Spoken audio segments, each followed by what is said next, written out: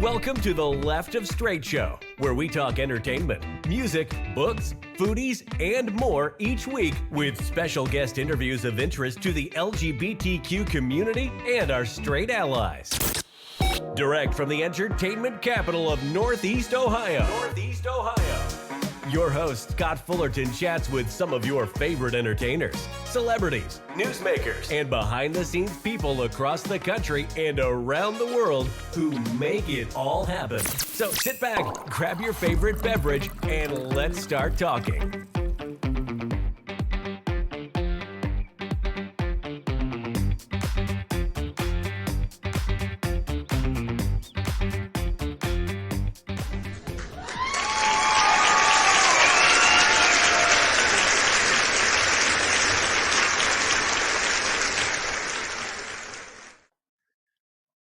My friends, we are back with my next guest. I found this comedian on social media one day a few weeks back and have just been stalking the poor man ever since. He's a New York native, La La Land transplant, and literally one of the hardest working dudes in show business, between performing stand-up, hosting events around the country and around the world, creating great content that cracks me up, including for the hugely popular gay men's dating app Scruff. I love his signature New York accent and his attention to detail in everything he does, including color and design. He has a background in gaming and anime, which I find pretty cool.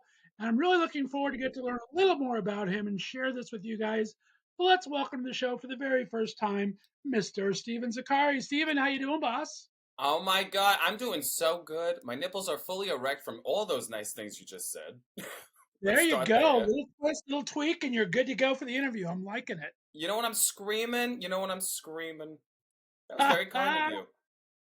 Oh, my pleasure, my friend. Like I said, I did come across your social media and reached out, and you were so kind to respond. I just think you're hilarious, and you work hard. Like I said, and everything, we'll talk about it later, but down to your colors and your design, everything just looks so polished all the time. And you don't see that often, so pretty impressive. Oh, thanks.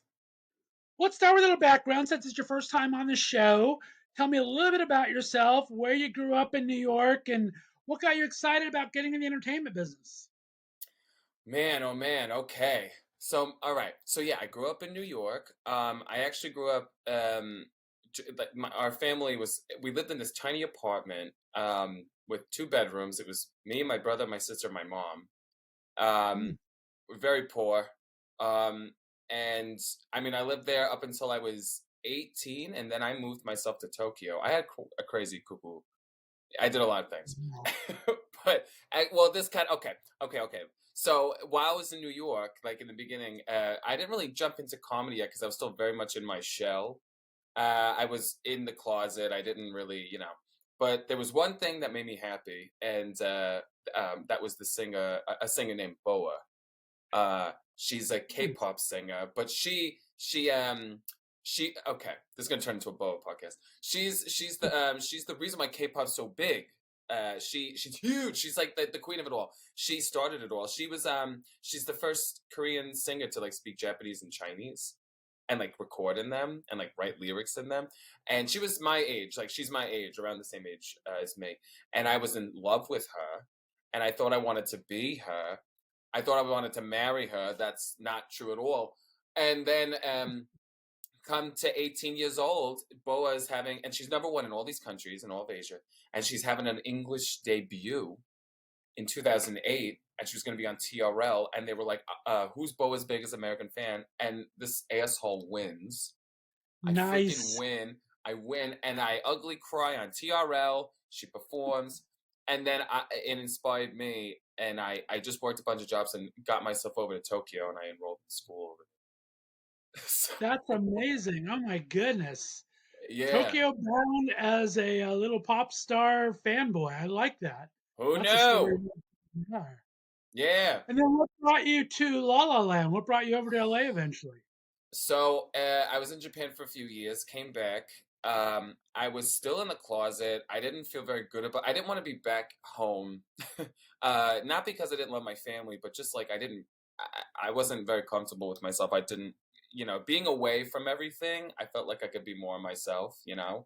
but then coming back to like, certain bigoted people in my life and people I don't talk to anymore, it just wasn't the place for me.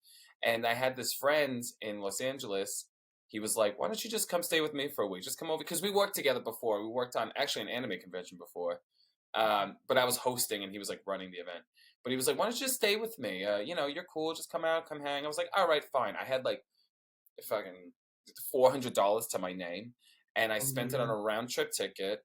And I said bye to my family. I was like, all right, I'll be back in a week. And then I just didn't get back on the plane. God.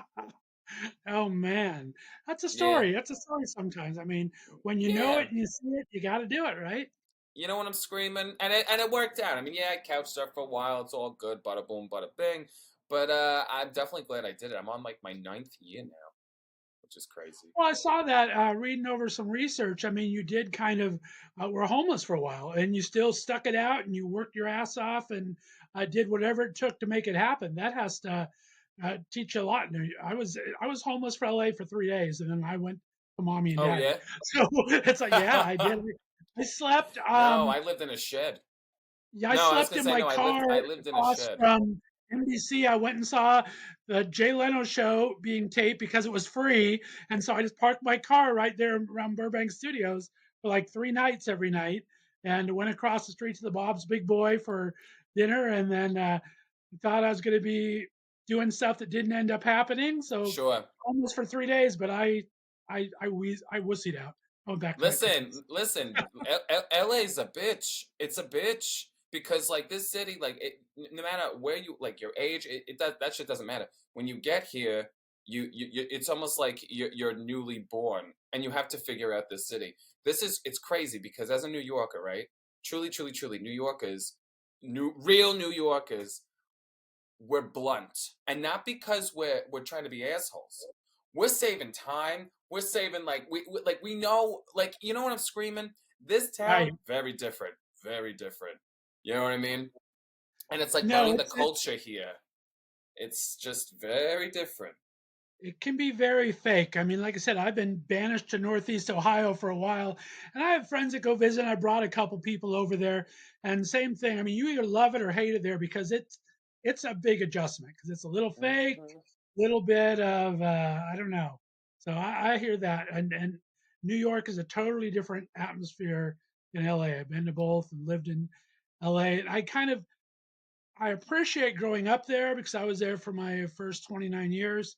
So I appreciate learning. And once you learn something, that's what you're used to. Like when you're a New Yorker, you're a New Yorker. It's what you're used to. But Yeah. it's different when you try these different locales and kind of getting through it. So I hear you on that. Sorry, my phone went off. Um, I mean, talk about what kind of brought you into stand up and what made the comedy kind of come to life. The anime and stuff was first, right? You were hosting stuff on video games and these anime. You had like a conference that was like huge that went on for Yeah. like 17 seasons. You had your own little web series. Talk about that. Was that the big start? The big start, man, it's kind of funny. Because I lived in Japan. I knew Japanese. Well, I know Japanese. So I was like, ooh, I could start hosting. I could dabble in hosting because I loved anime, right? So it's like I could dabble in hosting at these conventions, um, by being funny on stage in English and then speaking Japanese to like the guests and translating for the audience. And that worked out for me very, very well for a while. I was going to a bunch of anime conventions all over the country, and then I eventually ended up when I came to LA. Actually, it was before LA. No, yes, I moved to LA, and then I got me and one of my really good friends, Phil Mizuno. He's a famous cosplayer. Now he's a famous cosplayer, but at the time we went to this like little network thing, like at Anime Expo in downtown LA, which is like I think the biggest anime convention in the country. And we were at this mixer. We weren't having much luck, but I was really there trying to get him to get into it. Like I was like, "You're gonna be big, I'm telling you, kid." Like and nothing really happened from it. So we like walked away, and we are like, "Let's just go get a drink." And we were like sitting at the bar, grabbing drinks, and this lady's this just gorgeous woman. starts talking to us. I'm cracking her ass up. Phil's just being charming as he always is. And then she was like, "Oh, what's like your biggest dream? Like, what's your biggest convention?" And I was like, "Oh my God, I'd love to go to the Middle East." And then like Phil was saying something like, "Oh, the Philippines." And then she's like, "Oh, well, that's awesome." And then she like finished her drink. It was so movie like. She's like, "Well, here's my card," and she was the booker for the Middle East Comic Con and like an anime convention in Abu Dhabi and like the Philippines, like literally exactly what we said. And then she booked me to host. Yeah, she booked me to host in Abu Dhabi in Wow. 2016, I think, and I hosted, yeah, on Yas Island, Don't the know anything about gayest pilgrimage. It was a gay pilgrimage. It was called Yas Island, but it was really cool. Wow. Yeah, That so that's sounds really so what got it. cool. I mean, that's when you know things are going your way. When you have kismet things like that happen, that's very cool. I like Yeah, that one. it was wild. That it was like literally. I remember we were in the hotel in in this. I was like, I can't believe this is happening. I mean, Phil, we're like, I think we should quit our 9 to 5s, and we did, and we did. Yeah, it Good was for cool. you, man. That is awesome. So Thanks. let's talk about comedy a bit too. I mean, what got you into all these different gigs? You have this Fruit Loops gig, which is a monthly gig, FR0002 Loops, that I love because you're actually giving back to the community. So let's talk about that. We'll hit each gig at a time. Let's start with Fruit Loops. How did you come up with that? Sure. Talk about the venue and Yeah. what it benefited. Sure. Well, fruit basket, but tomato. No, yeah, the event's called Fruit Basket, and I There's cereal on my originally mind. I'm sorry. listen, but it's spelt like how Fruit Loops is, so I understand where you're coming from. No, and that was actually one of the original titles of it. But Fruit Basket, I fucking love Fruit Basket. I always wanted to do something like this because um, I want like there's a lot of nothing wrong with this, but there's like in a lot of gay bars, queer bars, a lot of those like a lot of places catered to like queers, a lot of drag shows, which is great, but I would love another option, you know? And I Right. think another great option, because, you know, comedians, especially queer comedians, it's sometimes hard to like like find a good venue for you, especially if you're starting out, or because like a lot of these venues, I don't know, it's just you know, to be perfectly honest, like you know, a lot of times we're treated a little differently. Not that we shouldn't still go to these things, but like with Fruit Basket, what I loved about it was like I can take all of my funny queer friends, and we're gonna just showcase to Los Angeles like how funny we are, all while we make some money for Reach LA, which is such an awesome organization. I think everyone should check out. They help out with queer kids of color in in any way they can, and it's just so fun. It's just so fun, and I mean, Yeah. what's up? I said, I bet, definitely. Yeah, yeah. It's like just, and then we have games, and there is drag in the show, and like we always have like fun like fruity cocktails each month that we base on like whatever fruit we're like celebrating that month, and it's just a super visual show too because you know my background too. I I love editing.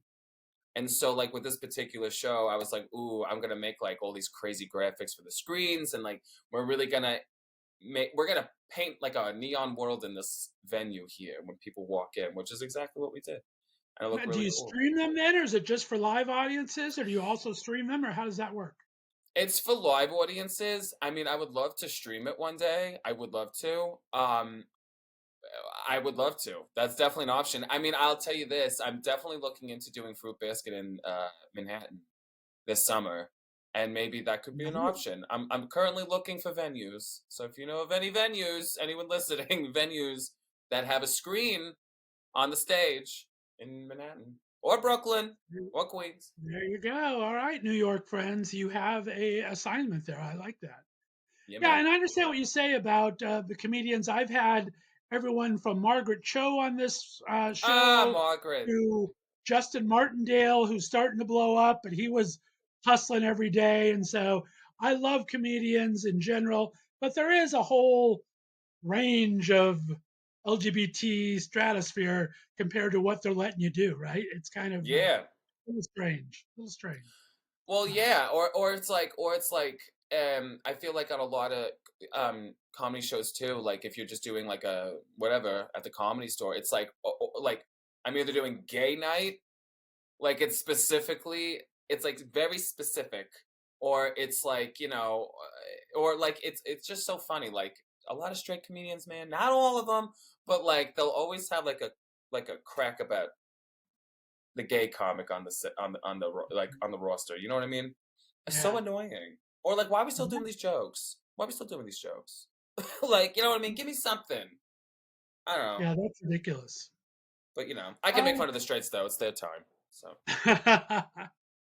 now talk about how the Scruff gig came along. Tell me what you started doing with that and how that came about. how did that even start happening? I want to say, you know what I did? I remember. Uh, because I was trying to figure out. I when I first like was really trying to figure my shit out, I would do a lot of sketches on Instagram or like whatever, YouTube, whatever. And what I thought would be kind of a smart idea at the time, I was like, maybe if I make fake ads for things that I use and tag them, maybe they'll reach out and think, oh, he's a funny person. Like maybe they'll, And that's exactly what I did. I did a spelling bee thing, which eventually I think I actually got, it was a little controversial, but I don't think it's that controversial. But it was a spelling bee, a Scruff spelling bee, and and the word was paupers, and I was like, can you use it in a sentence? Like it was a whole little video, and I they saw saw it and they that. were like, you're That is really hilarious. funny. Yeah, yeah. They were like, this is very funny. We would love for you to do this for us, whatever. Because I guess it's kind of funny. It's like, Scruff, it's like their poster are hot person, hot person, hot person, me in a wig, hot person, hot person, hot person. So it's like I balance it out. You know what I mean? Take the wig off. You're the hot person, my friend. Take my word for it. Oh, Oh my please. God. And then I did not know there was such a thing as OnlyFans TV until I started doing my research on you and laugh out Yeah. loud. Talk about that. That's kind of interesting. Yeah, who knew?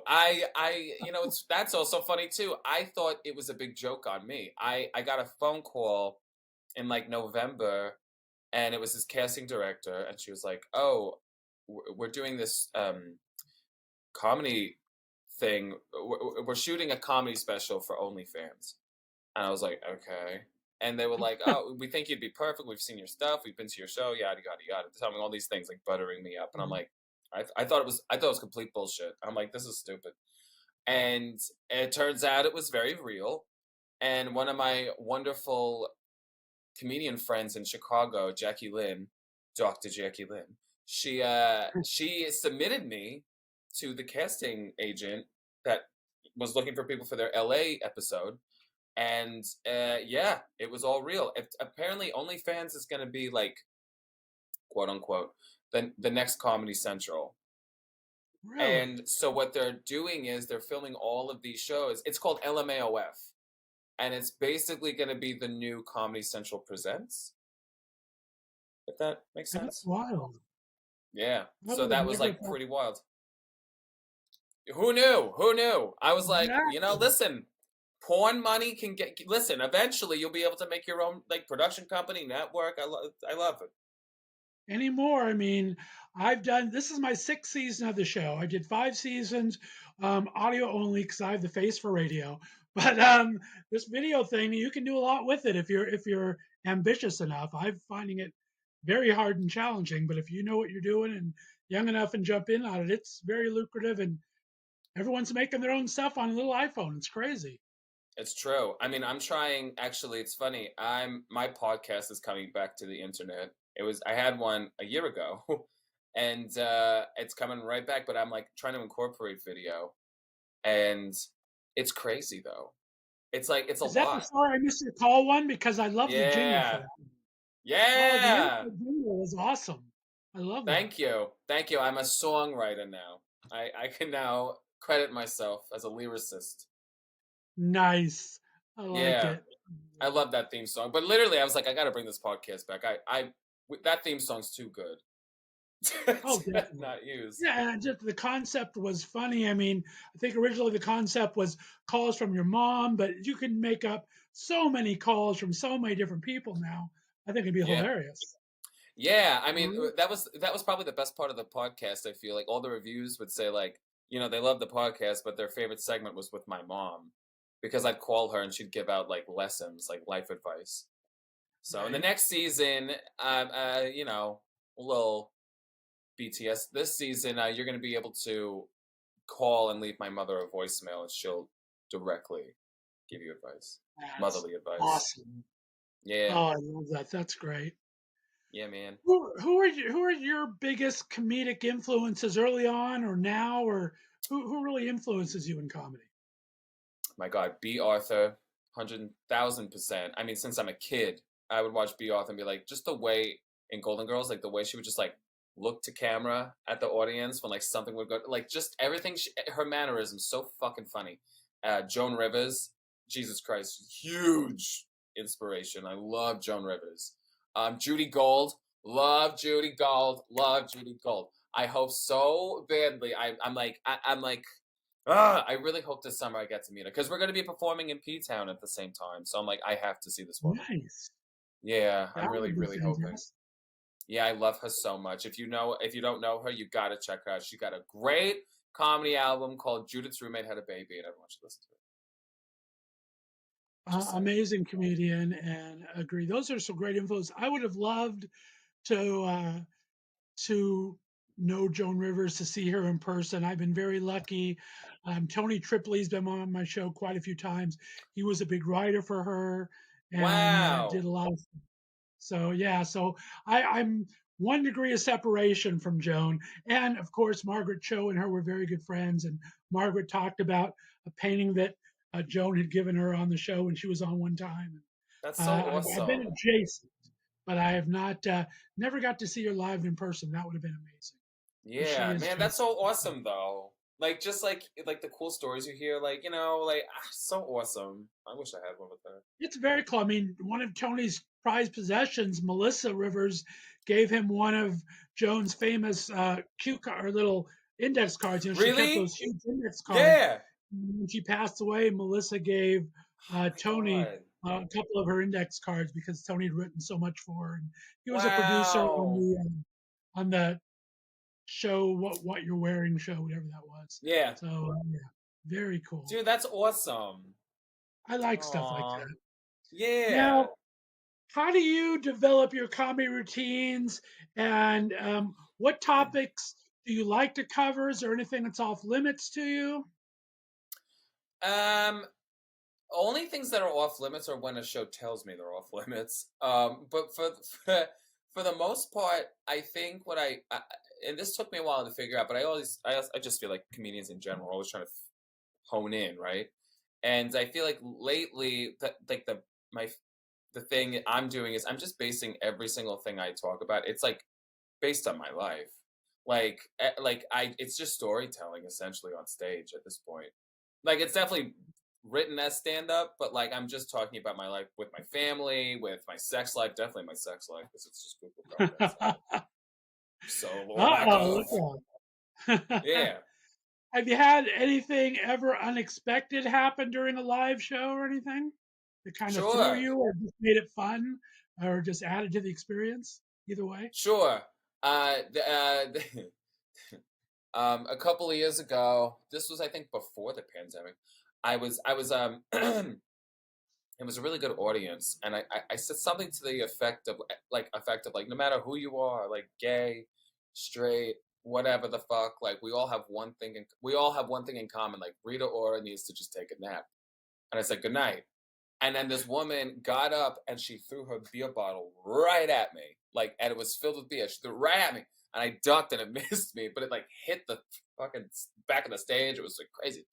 And then everyone like gasped, and I just went, Rita Ora's only fan is here tonight. And so I was like, you know what? That sucked that she threw that at me, but what a great tag. And it was a great way to like end the set. That is a story to have.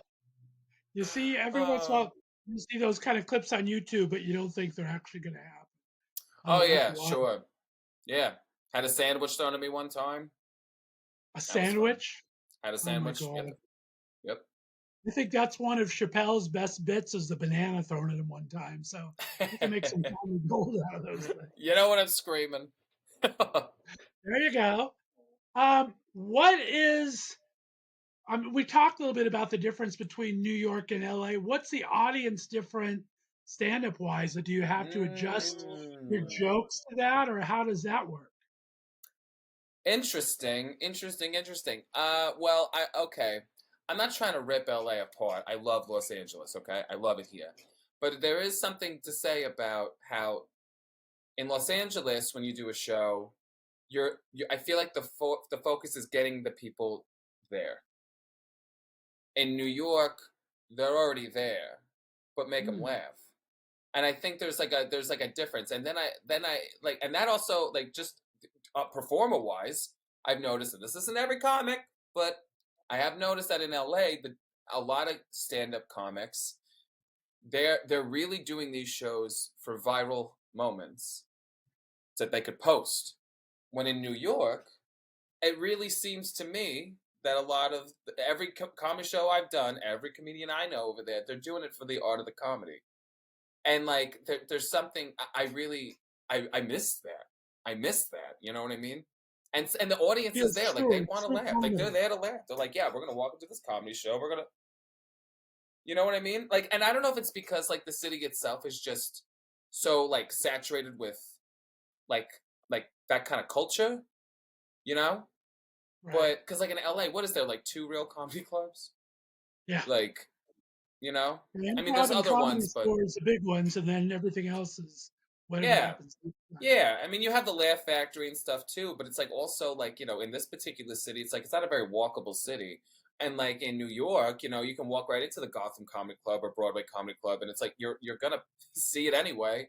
And I don't know. That's just my own opinion. That's how I have. Yeah, That's that's a what I good see point, anyway. and I think LA is so Instagram, Insta famous obsessed anymore as well. Yeah. People are getting into it for that. And that's, like you said, it's all about getting the views, getting the gigs, trying to get, I mean, I don't, it's probably still that way, but I remember when the entire goal was to get your own sitcom, right? Every comedian wanted a sitcom for a while. So Yep. they were doing Yep. everything they can to get that. And it really didn't have anything to do with the comedy itself. I mean, if it was a funny act, it was a funny act. But the goal was to get the gig, right? To get that sitcom. Yep. 100%. I actually one of my comedy mentors, Janice Mesite. Love her so much. She runs a great show at Broadway Comedy Club. Love her so much. She actually was telling me, she's like, oh, when you're up there, she's like, she's like, act like you're pitching your sitcom. Like, cause you're creating this like world in which like that, like when you go to the next show, it's like you're creating a world in your head of your sitcom. Like, you know where you're going before your mouth gets there, if that makes any sense. I got you. I got you. And Yeah. talk about, like you said, we've paid attention to your editing and your set design and your costumes and your color choices. How has that been ingrained from you? Is that from all the gaming, from the hosting and seeing how different things work? Where did that sense of style come in? I love that you think I have a sense of style. So actually, it's okay. So I love editing, right? And my first passion was always like, just art, like in terms of like painting, drawing, coloring, whatever. And then it eventually changed over to digital because I think I'm the last generation, although from analog to digital. So I started getting really into just Photoshop, Illustrator, all that fun stuff. I even worked for Sesame Street at one point. It was fierce. But then I realized I didn't like working for anybody, especially when it came to like doing that kind of thing. I was like, no, fuck that. I mean, like the minute someone told me they wanted something to be the color crystal, I was like, this is not. What the fuck is the color crystal? What color is crystal? Like, no, we're not doing that shit. Or make it pop. Fuck you. I'm not doing that either. So I was like, all right, I'm just gonna do my own thing here. I'll do that for myself. So I thought like, well, I want my Instagram to like not even so much for anyone. It was just for me. I was like, I just wanted to. look pretty. And just like I originally had like a rainbow effect, like you'd scroll through my grid and it would look like a rainbow. Or I just loved that shit. I loved it. And then even like I very poor at the time, and I mean I'm still a little poor, but like what I do is to save some money, I would Photoshop my clothes. Really? Wow. Yeah. Someone's like, "Wow, that jacket's amazing." I'm like, "Thank you, it's fake." Yeah. Or it's like, it is a jacket I have, but I'm like, "Let me just change it to this color." I have the best wardrobe on the planet. That you should see my closet. Truly. Exactly. That's what I'm screaming. It's like, yeah, I have the greatest closet of all time, except it's not. Like that Yeah, is gotta so use my cool. skills, gotta use the skills. Now we're taping this a couple weeks early, but you are traveling back to New York to do some gigs. In fact, I think you had one last night. Um, talk about what do you do when you're returning home? What's your things you have to do whenever you get back to New York?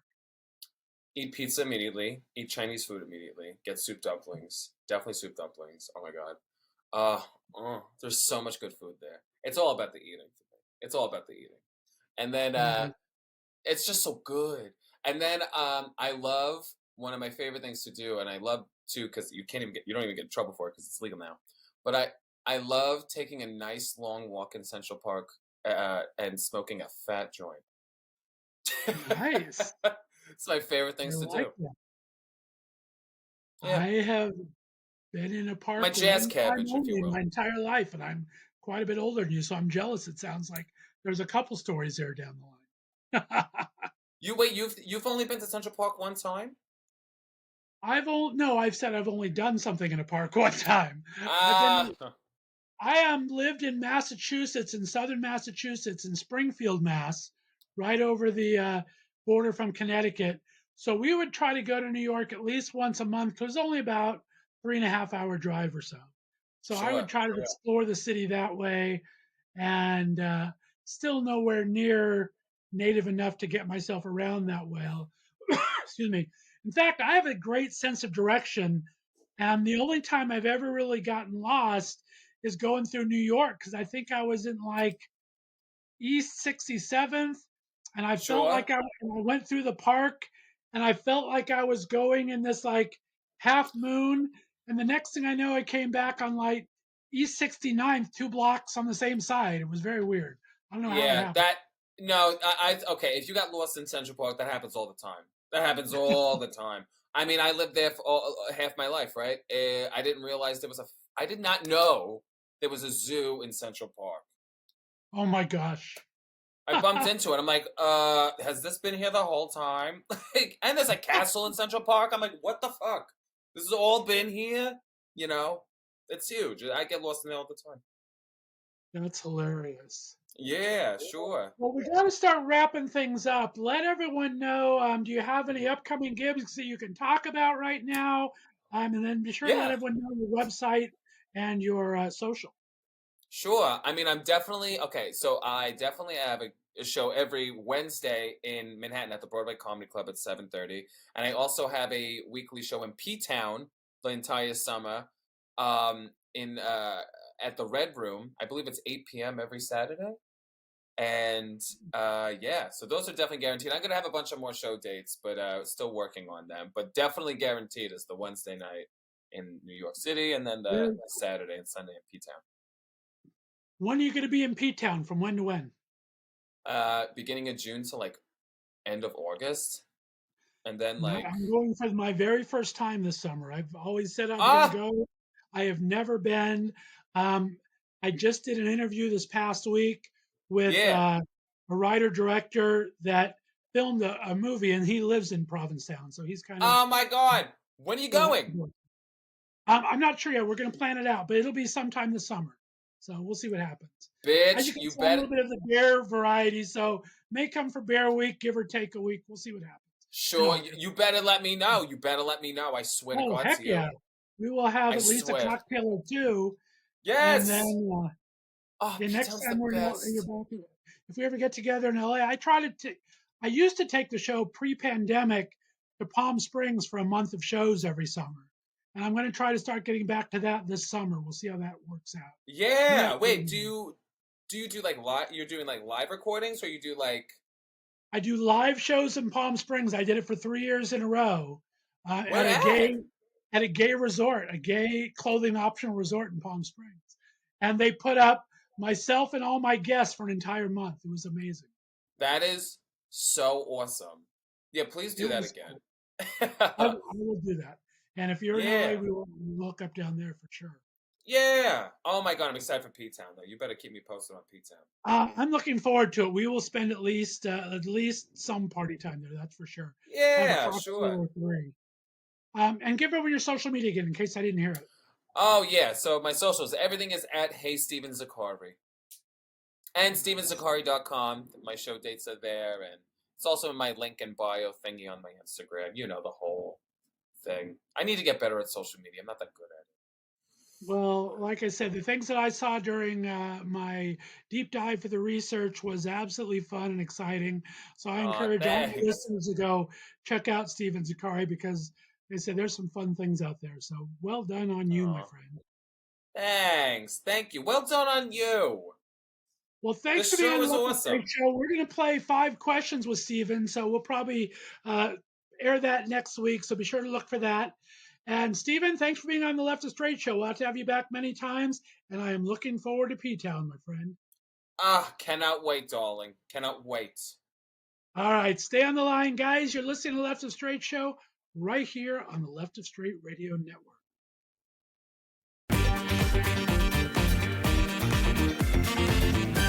Thanks for listening to The Left of Str8 Show. Be sure to subscribe on your favorite podcast distributor, and please give us a 5-star rating so more listeners can find us. You can follow us on social media, and be sure to check out our website, www.leftofstraightradio.com, for contests and other news and information. See you next week.